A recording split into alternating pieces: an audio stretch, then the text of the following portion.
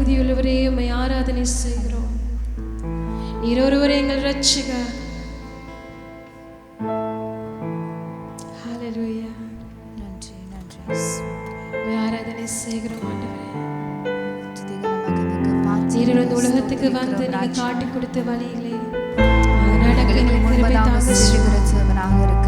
நாங்கள் வாழ்கிற வாழ்க்கை அது கரடு முரடான வாழ்க்கையா இருக்கிறது ராஜா.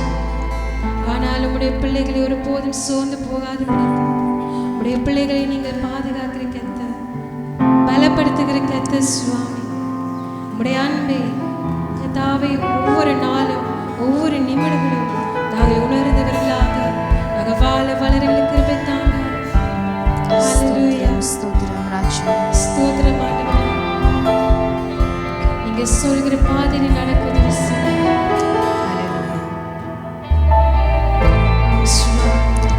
நன்றி சுவாமி. ஹல்லேலூயா.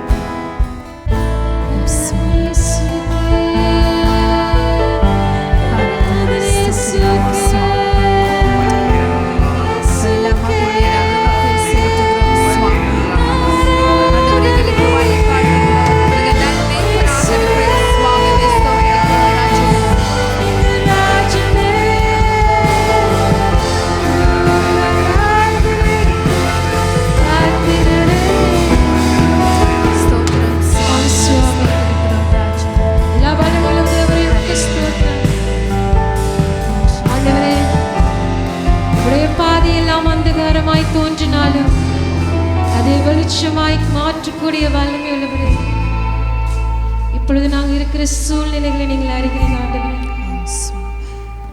அப்பா, எங்கள் இருதயங்களை காண்கிற கர்த்தர் நீங்க சுவாமி. எங்கள் சூழ்நிலைகளை மாற்றக்கூடிய வல்லமை உள்ளவர் நீங்க ஒருவரே ராஜா. எங்கள் துக்கங்களை சந்தோஷமாய் மாற்றக்கூடியவர் நீங்க ஒருவரே ஆண்டவரே. எங்கள் வியாதியை கர்த்தாவே சுகமாக்க வல்லமை உள்ளவர் நீங்க ராஜா. உயர்த்துகிறோம், உயர்த்துகிறோம். எல்லா துதிகன மகிமைக்கும் பாத்திரரே உயர்த்துகிறோம் சுவாமி. அப்பா, இதுவரை எங்களை நடத்தினவரே, இனிமேலும் எங்களை வழிநடத்த வல்லவரே உயர்த்துகிறோம் சுவாமி. ஹல்லேலூயா. எங்களோடு கூட இருக்கிற நீங்க இப்பொழுதும் எங்களை கைவிடாத கர்த்தர் சுவாமி. அப்பா, நாங்கள் சோர்ந்து போயிருக்கிற நேரமெல்லாம் உடைய வாக்கு தத்தங்களை தந்து எங்களை தேற்றினீர்களே. அப்பா, நாங்கள் கர்த்தாவே உடைய சமூகத்தில் நாங்கள் விதைக்கிற ஜெபங்கள் ஒருபோதும் வீணாய் போவதில்லையே. உமக்கு ஸ்தோத்திரம், உமக்கு ஸ்தோத்திரம். எங்களை வழிநடத்தக்கூடிய ஆண்டவரே உமக்கு ஸ்தோத்திரம். ஹல்லேலூயா. எங்களை இன்னுமாய் நடத்துகிற கர்த்தர், நாங்கள் வந்து கடந்த பாதைகளை நாங்கள் நினைவு கூறுவோமாக. எவ்வளவு கஷ்டமான காரியங்கள் நாங்கள் கண்டிருக்கிறோம். அந்த பாதைக்குள்ள நாங்கள் சென்றிருப்போம். ஆனால் எங்களோடு கூட இருக்கிற ஜீவனுள்ள கர்த்தர், அவரே எங்களை நடத்துகிற கர்த்தர். ஹல்லேலூயா. ஓ, நாங்கள் சோர்ந்து போயிருக்கிற நேரம் எங்களை தூக்கி நிறுத்தும் எங்களை கர்த்தரை நோக்கி முழுதத்தோடு நாங்கள் பாடுவோமா. எங்களை நடத்துகிறேன், இனிமேலும் எங்களை நடத்துவேன், நடத்திடவே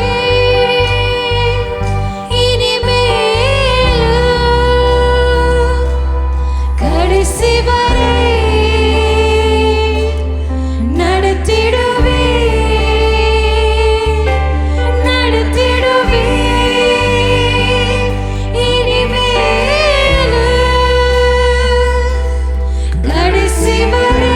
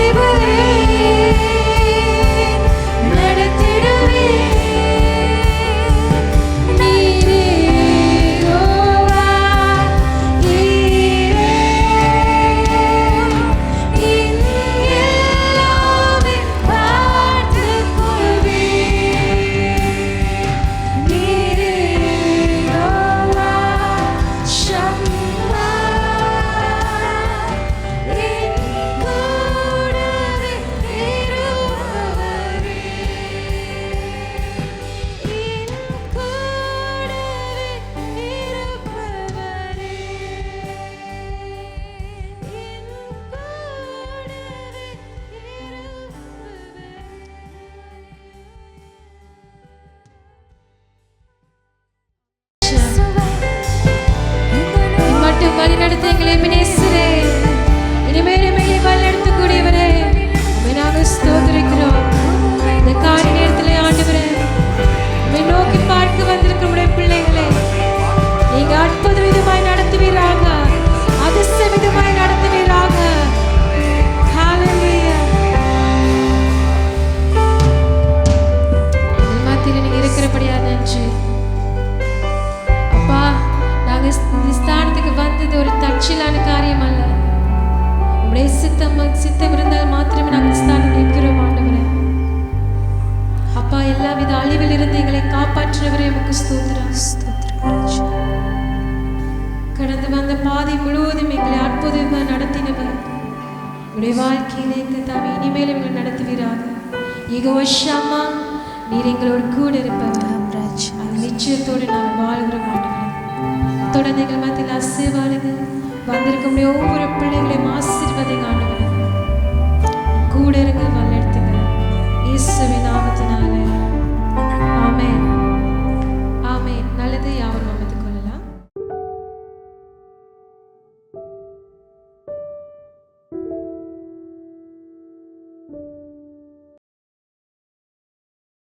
நின்ற வண்ணமாக ஆண்டவருக்கு எங்களை நமஸ்கரித்து நாங்கள் உயர்த்துவோமாக. இந்த காலை வேளையில் நற்கருணை ஆராதனைக்காக நாங்கள் வந்திருக்கிறோம். ஆகவே சற்று நேரம் நாங்கள் எழும்பி நின்று ஆண்டவருக்கு எங்களை அர்ப்பணிப்போமாக. இந்த காலை வேளையில் எங்களுடைய உள்ளத்தை நாங்கள் ஆண்டவருக்கு அர்ப்பணித்து, ஆண்டவரே எனக்காக நீங்கள் மறுத்ததுக்காக நன்றி செலுத்துவோம். எங்களுடைய முழு இருந்தது எங்களை கரங்களை உயர்த்தி நாங்கள் சொல்லுவோம், ஆண்டவரே இந்த காலை வேளையில் உங்களுடைய சிலுவை முன்பதாக நான் வந்திருக்கிறேன் அப்பா. என்னுடைய இருதயத்தை நீங்கள் தொடுவீராக சுவாமி. அப்பா, உம்முடைய பாத மண்ணில் வந்திருக்கிறேன். நான் பலவீனமாக வந்திருக்கிறேன், பாவியாக வந்திருக்கிறேன், இருதயத்தில் பல அழுக்கத்தோடு வந்திருக்கிறேன். உம்முடைய இரத்தத்தினாலே என்னை கழுவி சுத்திகரியும் என்று சொல்லி நாங்கள் அவருக்கு முன்பதாக மனம் திருமணவர்களாக அவருடைய வார்த்தை நினைத்து அவருக்கு முன்பதாக வருவோம். ஹல்லேலூயா. அவர் பரிசுத்த தெய்வமாக இருக்கிறார். ஹல்லேலூயா. ஒருவரும் சேரக்கூடாத இடத்திலே வாசம் பண்ணுகிறவராக இருக்கிறார். எனக்காகவே மனம் திரும்பி எனக்காகவே மனம் உருக்கமுள்ளவராக இருக்கிறார். ஹல்லேலூயா. என் விண்ணப்பத்தை கேட்டு எனக்கு பதில் தந்து நான் செத்தவனாக இருக்கும் பொழுதெல்லாம் என்னை பார்த்து அவருடைய இரக்கத்தினாலே, அவருடைய இரக்கத்தின் ஐஸ்வர்யத்தினாலே என்னை அவரை தொட்டு கிருபையால் என்னை சுத்திகரித்து அவருடைய பிள்ளையாய் என்னை ஏற்றுக்கொண்டிருக்கிறார். ஆகவே இந்த காலை உள்ள கரங்களை ஊற்றி நன்றி செலுத்துவோம். ஆண்டவரை நீர் எனக்காக மறுத்ததுக்காக நன்றி என்று சொல்லி முழு உள்ளத்தோடு ஆண்டவருக்கு எங்களை நன்றி செலுத்துவோம். ஹல்லேலூயா. யாவருமாக உங்களுடைய வாய்களை திறந்து சொல்லுங்க, ஆண்டவரே உமக்கு நன்றி ஐயா சுவாமி. எனக்காக சுவாமி நீ சிலுவையில் அப்பா பாடுகளை அனுபவித்து எனக்காக மரணம் சுவாமி மறித்து சுவாமி நீங்கள் உயிர் தெரிந்ததுக்காக நன்றி. எனக்காகவே ரத்தம் சிந்தினதுக்காக நன்றி ஆண்டவரே. என்னுடைய பாவத்துக்காக ரத்தம் சிந்தினதுக்காகவே நன்றி ஆண்டவரே சுவாமி. அப்பா, இந்த வேளையில் நான் உண்மையில் வருகிறேன் ஆண்டவரே சுவாமி. அப்பா, என்னை சுவாமி நீங்கள் கழுவுங்க, மீண்டும் கழுவுங்க ஆண்டவரே சுவாமி. உங்களுடைய இரத்தத்தினாலே என்னை மீண்டும் கழுவுங்க ஆண்டவரே சுவாமி. என்னுடைய இருதயத்தை பரிசுத்தப்படுத்துங்க ஆண்டவரே சுவாமி. உண்மையில் நான் வருகிறேன் ஆண்டவரே சுவாமி. உங்களுடைய பரிசுத்த இரத்தத்தினாலே என்னை சுத்திகரிங்க என்று சொல்லி ஆண்டவருக்கு நாங்கள் நன்றியோடு நன்றி அந்த நன்றி முழு பலியை நாங்கள் செலுத்தி ஆண்டவருக்கு நன்றி செலுத்துவோமாக. ஹல்லேலூயா, ஹல்லேலூயா. அப்பாவை துதிக்கிறோம் ஆண்டவரை, ஸ்தோத்திரிக்கிறோம் ராஜா. ராஜாத்தின் ராஜனே, தேவாதின் தேவனே, எனக்காகவே இறங்கி வந்ததுக்காக நன்றி ஆண்டவரே சுவாமி. அப்பா, அம்மை துதிக்கிறோம் ஆண்டவரே, துதிக்கிறோம். ஹல்லேலூயா, ஹல்லேலூயா. நான் 1 கொரிந்தியர் 11ஆம் அதிகாரத்திலே 23ஆம் வசனத்திலிருந்து நான் வாசிக்கிறேன். அதை எங்களுடைய மனதுக்கு நாங்கள் எடுத்துக்கொள்வோமாக. நான் உங்களுக்கு ஒப்புவித்ததை கர்த்தரிடத்தில் பெற்றுக்கொண்டேன். என்னவெனில், கர்த்தராகிய இயேசு தாம் காட்டி கொடுக்கப்பட்ட அன்று ராத்திரியிலே அப்பத்தை எடுத்து ஸ்தோத்திரம் பண்ணி அதை பிட்டு, நீங்கள் வாங்கி புசியுங்கள், இது உங்களுக்காக பிற்கப்படுகிற என்னுடைய சரீரமாய் இருக்கிறது, என்னை நினைவு கூறும்படி இதை செய்யுங்கள் என்றார். போஜனம் பண்ணின பின்பு அவர் அந்தபடியே பாத்திரத்தையும் எடுத்து, இந்த பாத்திரம் என் இரத்தத்தினால் ஆகிய புதிய உடன்படிக்கையாய் இருக்கிறது, நீங்கள் இதை பானம் பண்ணும் போதெல்லாம் என்னை நினைவு கூறும்படி இதை செய்யுங்கள் என்றார். ஆகையால் நீங்கள் இந்த அப்பத்தை புசித்து இந்த பாத்திரத்தில் பானம் பண்ணும் போதெல்லாம் கர்த்தர் வரும் அளவும் அவருடைய மரணத்தை தெரிவிக்கிறீர்கள். இப்படி இருக்க எவன் அபாத்திரமாய் கர்த்தருடைய அப்பத்தை புசித்து அவருடைய பாத்திரத்தில் பானம் பண்ணுகிறானோ அவன் கர்த்தருடைய சரீரத்தையும் இரத்தத்தையும் குறித்து குற்றமுள்ளவனாய் இருப்பான். எந்த மனுஷனும் தன்னைத்தானே சோதித்து இந்த அப்பத்தில் புசித்து இந்த பாத்திரத்தில் பானம் பண்ண கடவன். என்னதினாலே அபாத்திரமாய் போஜனம் பண்ணுகிறவன் கர்த்தருடைய சரீரம் இன்னதென்று நிதானத்தை அறியாததினால் தனக்கு ஆக்கினை தீர்ப்பு வரும்படி போஜனம் பண்ணுகிறான். இது நிமித்தம் உங்களில் அநேகர் பலவீனரும் வியாதி உள்ளவருமாயிருக்கிறீர்கள், அநேகர் நித்திரையும் அடைந்திருக்கிறார்கள். நாமே நிதானித்து அறிந்தால் நாம் நியாயத்தீர்க்கப்படும். இந்த வார்த்தைப்படி நாங்கள் எங்களை ஆராய்ந்து பார்த்து ஆண்டவருக்கு எங்களை அர்ப்பணிப்போமாக. நாங்கள் ஒரு விசை இந்த அப்பத்தையும் இந்த பாத்திரத்தையும் பானத்தையும் ஆண்டவருக்கு அர்ப்பணித்து நாங்கள் ஜெபம் பண்ணுவோமாக. கிருபையின் மகா பரிசுத்தமுள்ள நல்ல பிதாவே சுவாமி, இந்த காலை வேளையில் உடைய பரிசுத்த அந்த சுவாமியுடைய பாதம் மலையில் நாங்கள் வருகிறோம். இந்த அப்பத்தையும் இந்த பானத்தையும் உடைய அன்பின் கரங்களுக்கு அர்ப்பணிக்கிறோம். அப்பா, நாங்கள் இதை பெற்றுக்கொள்ளும் பொழுது நீர் திரும்பவும் எனக்காக வரப்போகிறீர் என்றும் உடைய மரணத்துக்கு சாட்சிக்காரர்களாக சுவாமி திரும்பி நாங்கள் திரும்பவும் சுவாமி மண்டையில் ஒரு உடன்படிக்கையாக வரத்தக்கதாக நீங்கள் எங்களுக்கு ஆசீர்வதிக்கும்படியாக ஜெபிக்கிறோம். அன்பின் கரங்களுக்கு அர்ப்பணிக்கிறோம். இயேசுவின் நாமத்தினால் கிருபை நல்ல பிதாவே, ஆமென், ஆமென். நன்றி. யாவருமாக அமர்ந்து நாங்கள் ஜெபத்தில் தடுத்திருப்போம்.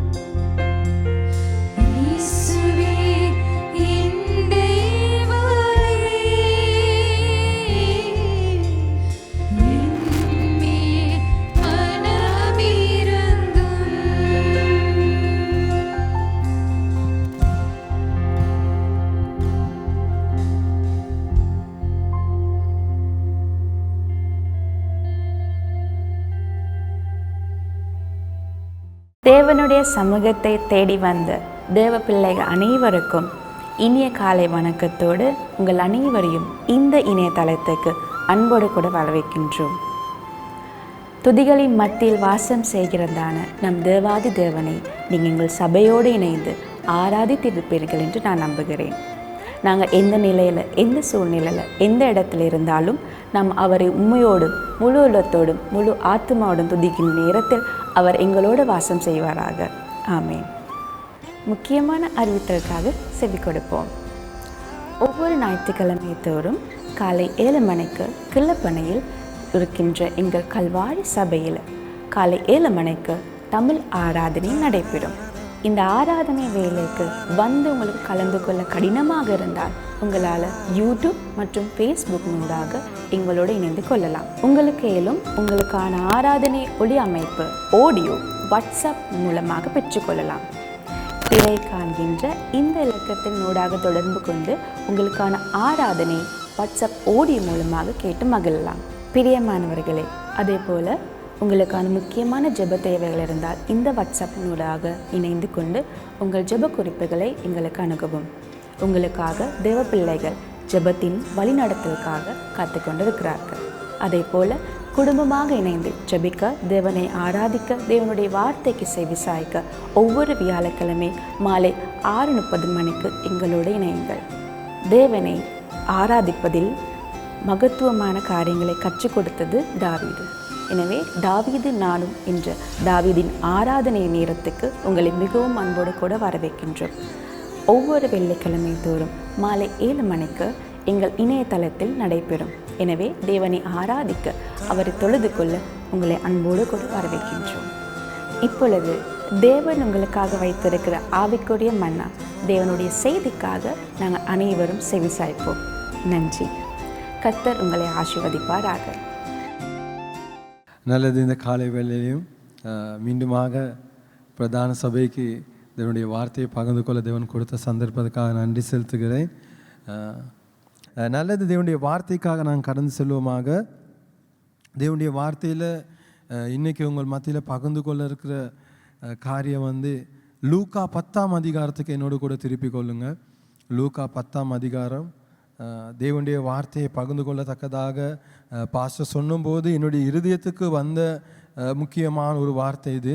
லூக்கா 10ஆம் அதிகாரம் முதல் 3 வசனத்தை நாங்கள் வாசிக்க போகிறோம்.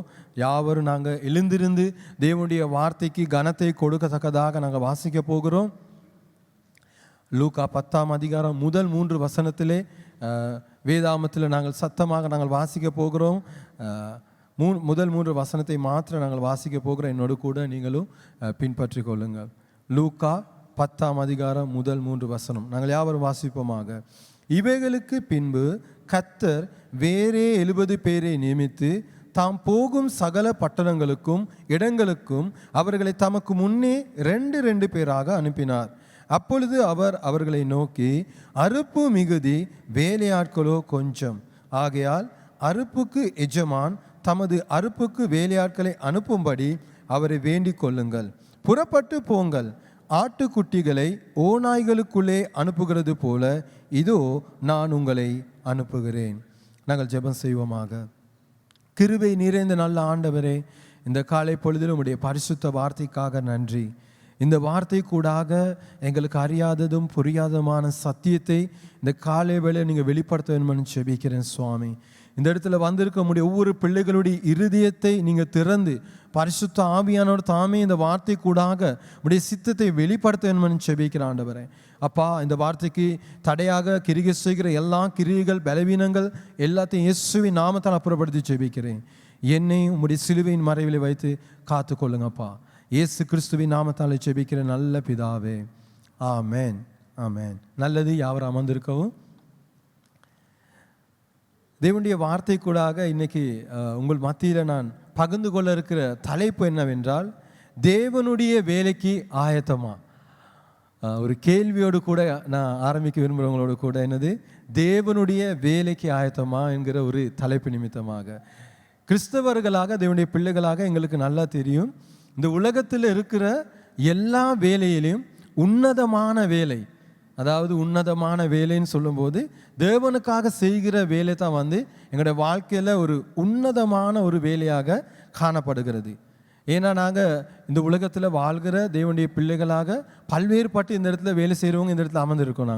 நாங்கள் என்ன தான் வேலை செஞ்சாலும் நாளுக்கு நாள் அந்த வேலை ஸ்தலத்தில் பல்வேறுபட்ட பிரச்சனைகள் வரும், போராட்டங்கள் வரும், கோபங்கள் வரும், வெறுப்புகள் வரும். என்ன நாங்கள் வேலை செய்கிறோம், ராவு பகல்னு கஷ்டப்படுறோம், ஆனால் எந்த ஒரு நன்மையும் இல்லை.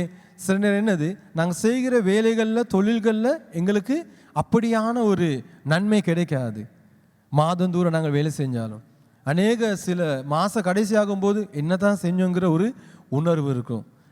அப்போ தேவனுடைய பிள்ளைகளாக நாங்கள் தேவனுக்கு ஊழியம் செய்யும்போது எங்களுடைய வாழ்க்கையில் தேவன் எங்களுக்கு கொடுக்குற காரியம் அது இந்த உலகத்தில் இருக்க எதோடையும் கூட ஒப்பிட முடியாது.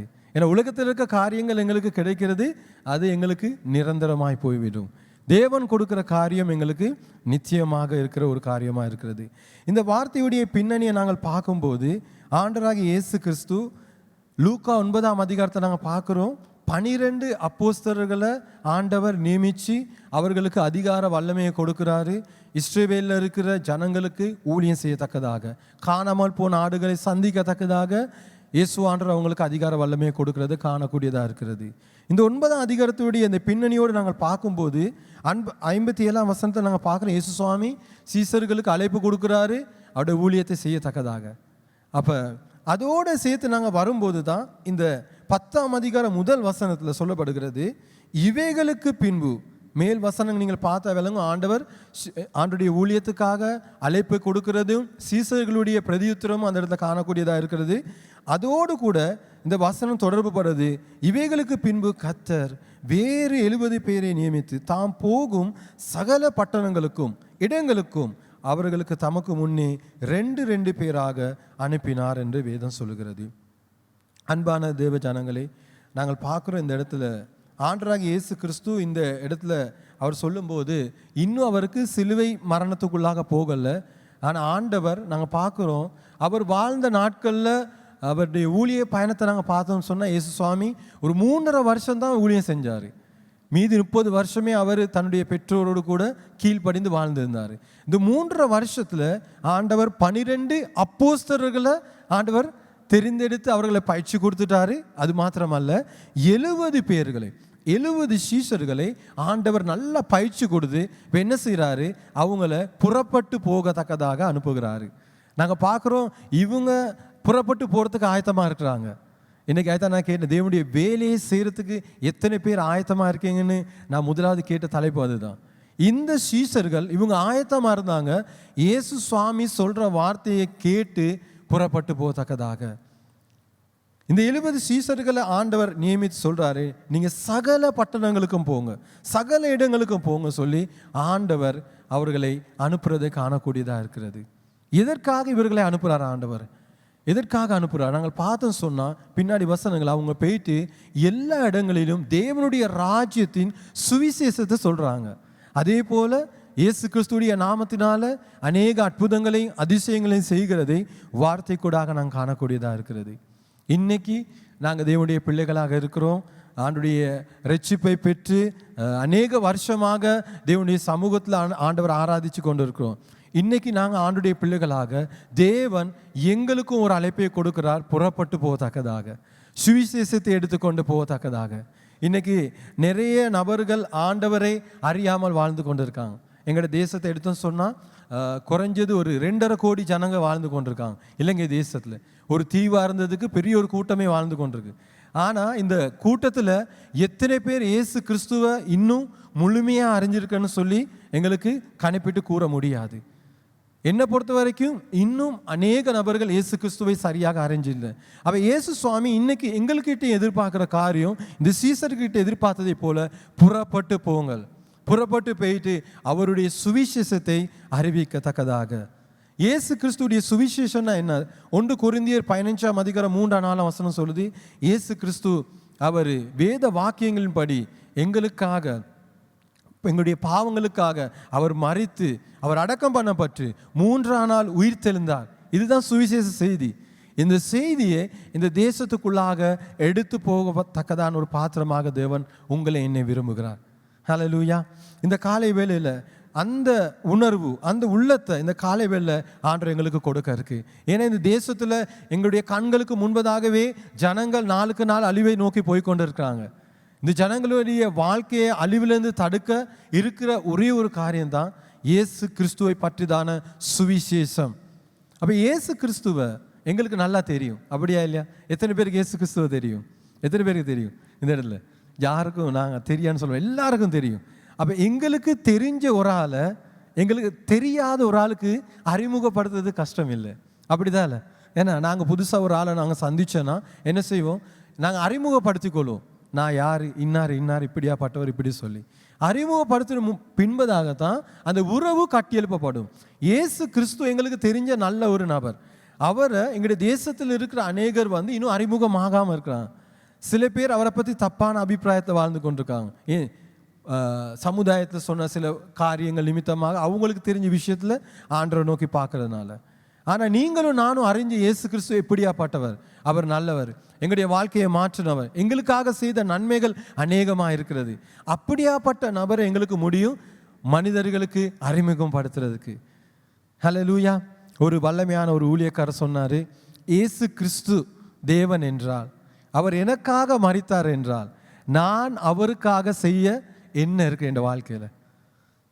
அவருக்காக நான் என்ன செய்ய முடியும் என் வாழ்க்கையில்? எல்லாவற்றையும் நான் கொடுக்க முடியும். அவர் எனக்காக மறிச்சிருக்காரு, என்னுடைய தேவன் அவர். அப்போ நான் அவரை பற்றி மற்றவர்களுக்கு சொல்கிறதுக்கு என்னைக்கு என்னுடைய வாழ்க்கையில் தயங்க தேவையில்லை. ஏன்னா ஆண்டவர் எனக்கு கட்டளையாக கொடுத்துருக்காரு. மார்க் 16ஆம் அதிகாரத்தில் நாங்கள் பார்க்குறோம் 15ஆம் வசனத்தில், நீங்கள் புறப்பட்டு போய் சகல சிருஷ்டிக்கும் சுவிசேஷத்தை அறிவுங்கள். ஆண்டவர் கொடுத்துருக்க கட்டளை. ரட்சிக்கப்பட்ட ஒவ்வொரு தேவனுடைய பிள்ளைகளுடைய வாழ்க்கையிலையும் தேவன் எதிர்பார்க்குற பிரதானமான காரியம் அவரை பற்றி தான சுவிசேஷத்தை ஜனங்களுக்கு சொல்றதற்கு தேவன் எதிர்பார்த்து கொண்டிருக்கார். இந்த சீசர்கள் அந்த உணர்ந்து தேவன் சொன்ன இயேசு கிறிஸ்து சொன்ன அந்த வார்த்தையை கேட்டு மறு ஒரு உத்தரவில்லை, புறப்பட்டு போகிறாங்க. எல்லா கிராமத்துக்கும் எல்லா பட்டணங்களுக்கும் போயிட்டு ஆண்டரை பற்றி தேவனுடைய ராஜ்யத்தை பற்றி சொல்ல ஆரம்பிக்கிறாங்க. ஆண்டரை பற்றி சொல்லி ஜெபிக்கும் போது பெரிய காரியங்களை ஆண்டவர் செய்வார். சுவிசேஷத்துக்கு வல்லமை இருக்குது ஜனங்களுடைய வாழ்க்கையை மாற்றுவதற்கு. நாங்கள் பார்க்குறோம் எங்கள் நாட்டில் இருக்கிற ஜனங்கள் இன்னைக்கு இருக்க சூழ்நிலையில் பல்வேறுபட்ட பிரச்சனைகள், பல்வேறுபட்ட கஷ்டங்கள், நெருக்கடிகள், தெரியாது எப்படி இதுலேருந்து வெளியே வரணும். யாருக்கு தேடிக்கிட்டு போகிறாங்க, நிறைய மனுஷர்களை தேடிக்கிட்டு போகிறாங்க, நிறைய இந்த உலகத்தில் இருக்க நம்பிக்கைகளை தேடிக்கிட்டு போயிட்டு அநேக பணங்களை பொருட்களை சந்திக்கிறாங்க. ஆனால் தேவனை கிட்ட வந்து அவங்களுக்கு இலவசமாக அநேக நன்மைகளை பெற்றுக்கொள்ள முடியும். தேவன் இன்றும் கிரிகை செய்கிறார். அன்று போயிட்டு சீசர்கள் ஜெபிக்கும் போது அசுத்த ஆவிகள் துரத்தப்பட்டது, வியாதிகள் குணமாக்கப்பட்டது. இன்றும் அந்த இயேசு கிறிஸ்து ஜீவனுள்ளவராய் கிரிகை செய்து கொண்டிருக்கிறார். நாங்கள் தேவனுடைய பிள்ளைகளாக அந்த சத்தியத்தை எடுத்துக்கொண்டு போகும்போது தேவன் பெரிய காரியங்களை செய்கிறவராக இருக்கிறார். நீங்கள் நான் என்ன செஞ்சு கொண்டிருக்கோம் ஆண்டவருக்காக? கர்த்தர் எங்களுக்காக அவருடைய ஜீவனையே கொடுத்திருக்கிறார், அவருடைய இரத்தத்தை சிந்தி இருக்கிறார். எங்களை பாவத்திலிருந்து அநேக சாப கட்டுகளிலிருந்து துன்மார்க்கமான எங்களுடைய வாழ்க்கையிலிருந்து விடுதலையாக்கி இருக்கிறார். இன்னைக்கு பரலோகத்துக்கு போவோம், எங்களுக்கு தெரியும் நாங்கள் இன்னைக்கு சித்தா பரலோகத்துக்கு எப்படியாவது போயிடுவோம், ஃபுட்போர்ட்டில் சரி ஏறி போயிட்டுருவோம். ஆனால் அப்படி போகாத ஒரு கூட்டம் இந்த தேசத்தில் இருக்கிறது. அந்த ஜனங்களுடைய சத்தங்கள் எங்களுடைய காதில் கேட்குதா? அந்த ஜனங்களுடைய வருத்தங்கள், வேதனைகள், அநேக வேதனைகளுக்குள்ளாக போய்கொண்டிருக்காங்க.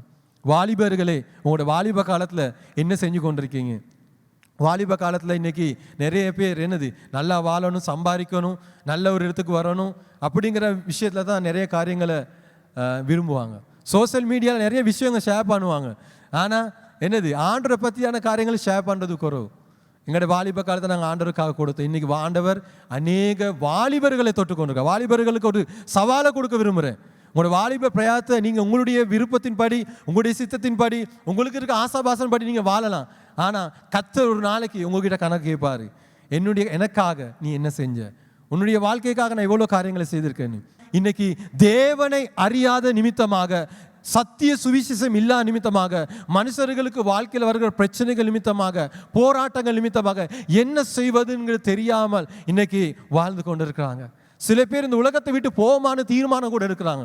வாலிபர்களே, நீங்க சிந்திச்சு கொண்டிருக்க இந்த நேரத்தில் அநேக வாலிபர்கள் மரணத்தின் தருவாயில் இருப்பாங்கன்னதை மறந்து போகாதீங்க. கர்த்தர் உங்களுக்கு ஒரு அழைப்பை கொடுக்குறாருன்னா ஊழியத்தை செய்யறதுக்காக, அவருக்காக புறப்பட்டு போறதுக்காக ஒரு ஆண்டவர் ஒரு சத்தத்தை உங்களுடைய உள்ளத்தில் கொடுக்குறாருன்னா பயப்படாமல் விசுவாசத்தில் தீர்மானம் எடுங்க. கர்த்தர் பெரிய காரியங்களை செய்வார். ஹல்லேலூயா. எங்களை அழைத்தவர் அவர் உண்மை உள்ளவர், ஒருபோதும் அவர் கைவிட மாட்டார். இனி இந்த தேசத்தை குறித்து, இலங்கை தேசத்தை குறித்து தேவனுக்கு ஒரு திட்டம் இருக்கிறது. தேவன் இந்த தேசத்தை நேசிக்கிறார், இந்த தேசத்தில் இருக்கிற ஜனங்களை நேசிக்கிறாரு. ஹல்லேலூயா. ஆண்டவர் பாருங்க, இந்த 2ஆம் வசனத்தை நீங்க பாருங்க என்ன சொல்றாரு. அப்பொழுது அவர் அவர்களை நோக்கி, அறுப்பு மிகுதி, வேலையாட்கள் கொஞ்சம், ஆகையால் அறுப்புக்கு எஜமான் தமது அறுப்புக்கு வேலையாட்களை அனுப்பும்படி அவரை வேண்டு கொள்ளுங்கள் என்றார்.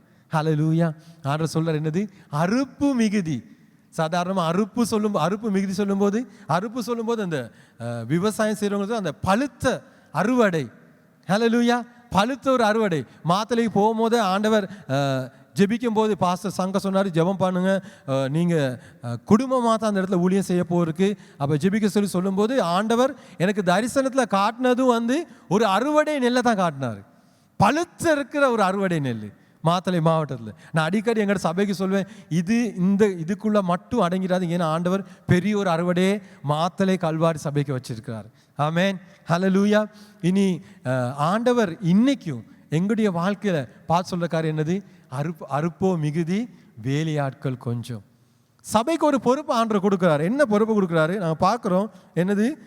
அறுப்புக்கு வேலையாட்கள், அறுப்புக்கு எஜமான் தமது அறுப்புக்கு வேலையாட்களை அனுப்பும்படி அவரை வேண்டிக்கொள்ளும் சொல்லி சொன்னார்.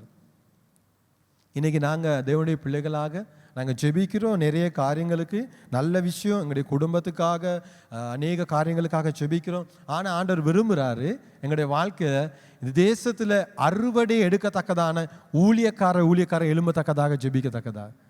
எனக்கு ஞாபகம் இருக்குது, மெயின் சர்ச்சில் ஒரு மாதர் எனக்கு சொன்னாங்க ஒரு நாள். நான் அப்போ முழு நேர ஊழியத்துக்கு வந்தே இல்லை, அநேக நாளுக்கு முன்பதாக. அவங்க சொன்னாங்க, யாபேஸ் உங்களுக்கு தெரியுமா, உங்களுடைய அம்மா இந்த மாதர் ஐக்கியத்தில் உங்களை முழு நேர ஊழியத்துக்காக ஜெபிச்சிருக்காங்க அப்படின்னு. நான் சொன்னேன், அப்படியா? எனக்கே தெரியாது. எங்களோட அம்மா என்ன செஞ்சுருக்காங்க, முழு நேர ஊழியத்துக்காக என்னை அர்ப்பணித்து ஜெபிச்சிருக்காங்க. கர்த்தருக்கு ஸ்தோத்திரம். இன்னைக்கு அவங்க அன்னைக்கு அர்ப்பணித்து ஜெபிச்சனால இன்னைக்கு நான் ஒரு முழு நேர ஊழியனாக வந்திருக்கிறேன். ஹல்லேலூயா.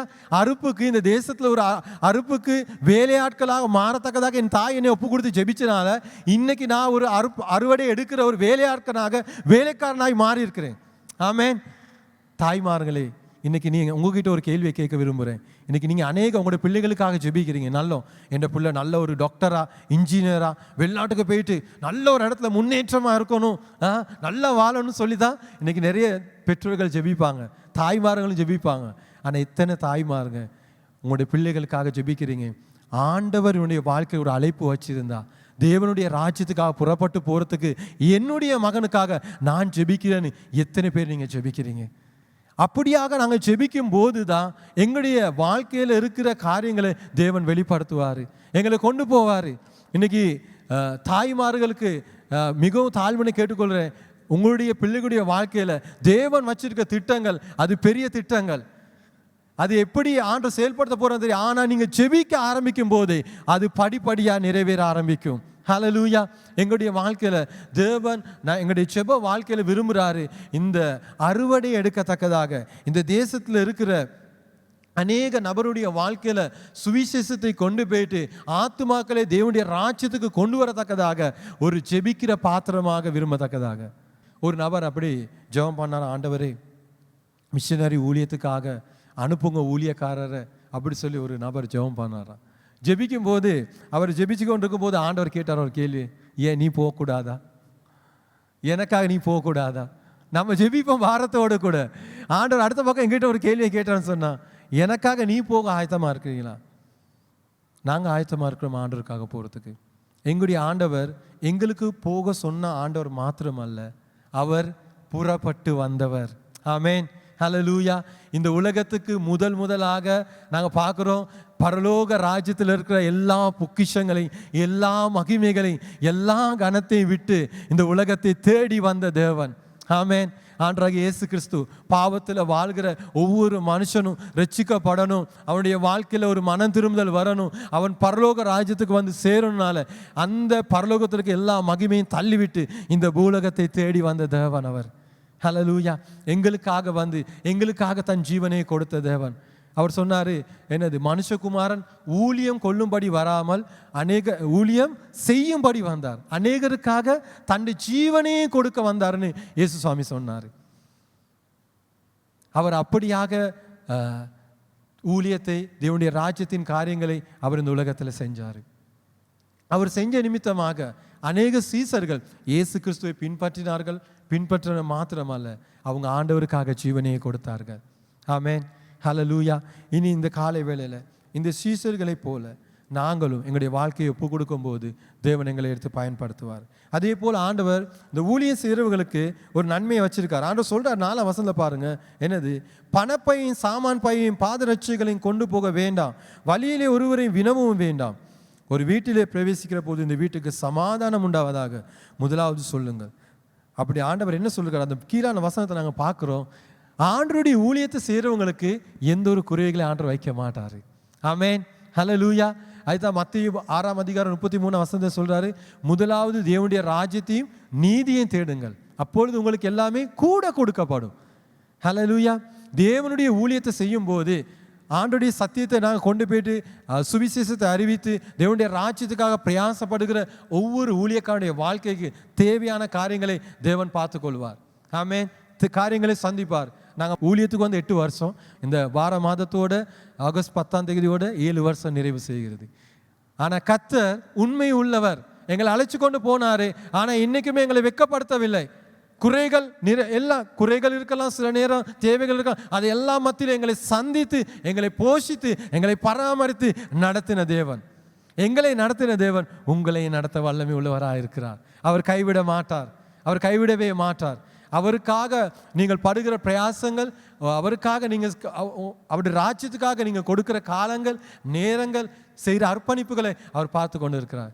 சில நேரம் நீங்கள் இந்த இடத்துல இருக்கலாம், நான் ஊழியம் செஞ்சு கொண்டிருக்கேன், ஆனாலும் மனசோர்வுகள், ஐயோ என்ன ஊழியம், சில நேரம் கொஞ்சம் நான் ரெஸ்ட் எடுப்போமா ஊழியத்துலேருந்து, சில என்னது ஊழியத்தை விட்டே போயிட்டுருவோமா, அப்படி நீங்கள் தீர்மானம் எடுத்துக்கொண்டிருக்கலாம். ஒரு நாள் அப்படி தீர்மானம் எடுக்க வேணாம். கர்த்தருக்காக நீங்கள் செய்கிறதை இன்னும் உற்சாகமாக செஞ்சு கொண்டு போங்க.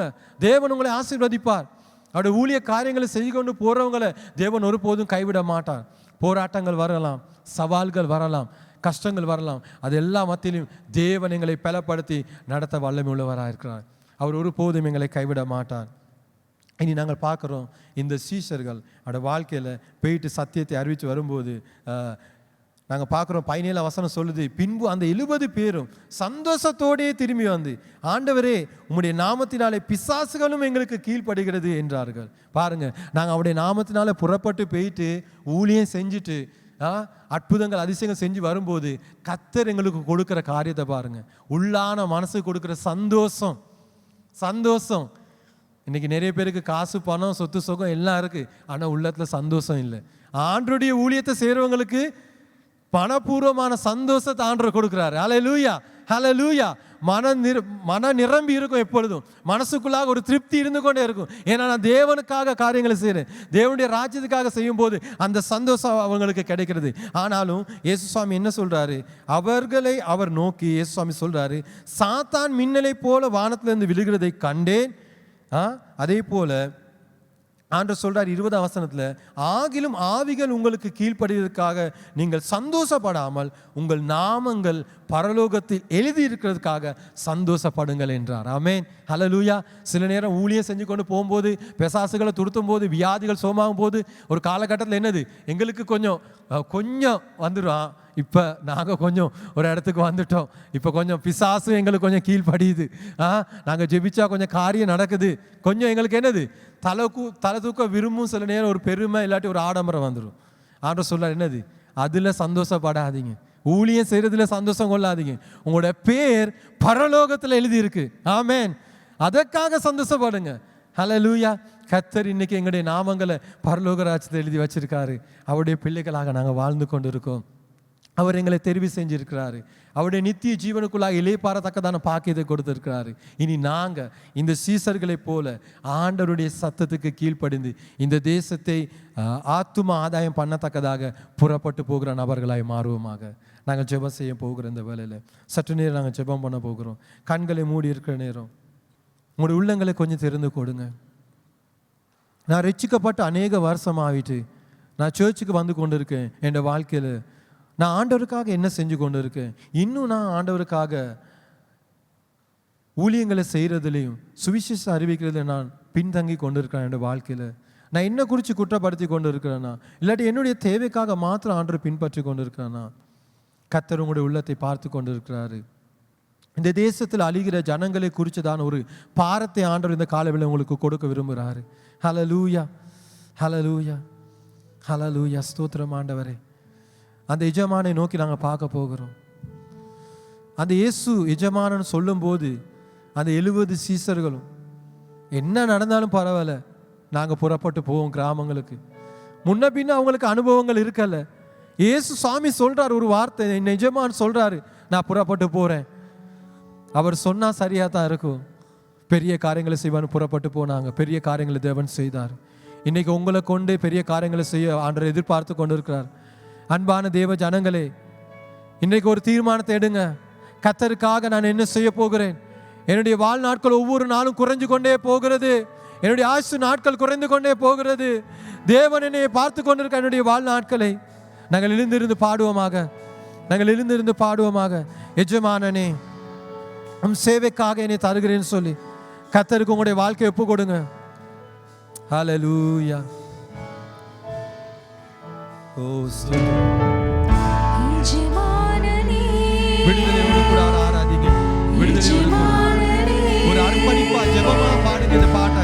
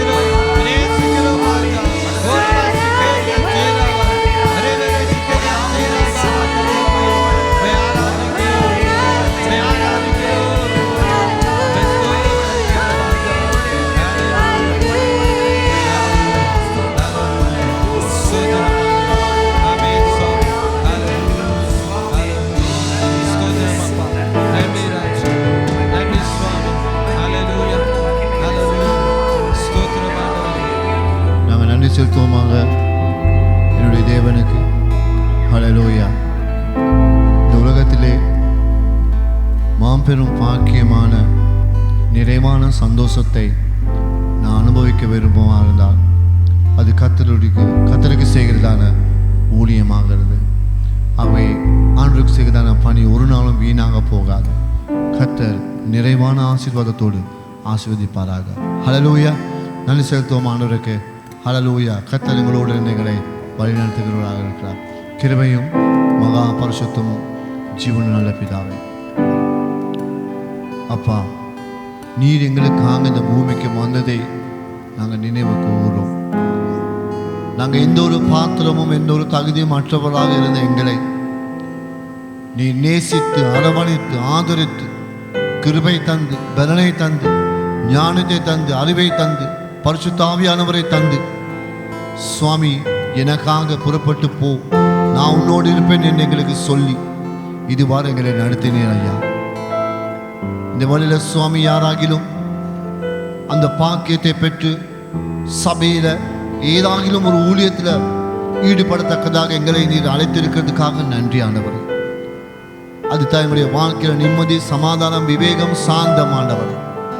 அப்பா சுவாமி, இந்த சபை பெரியோர்கள், முதியோர்கள், தாய்மார்கள், வாலிபர்கள், வாலிப யுவதிகள், பிள்ளைகள் அன்பின் கரங்களில் அர்ப்பணிக்கிறேன் சுவாமி. முற்று முழுவதும் சபையை அன்பின் கரங்கள் அர்ப்பணிக்கிறோம். நீ தாம் எங்களோடு இருந்து வழி நடத்தி ஆசீர்வதிப்பாராக. இயேசுவின் நாமத்தினால் கேட்கிறோம் நல்ல பிதாவே. ஆமென், ஆமென்.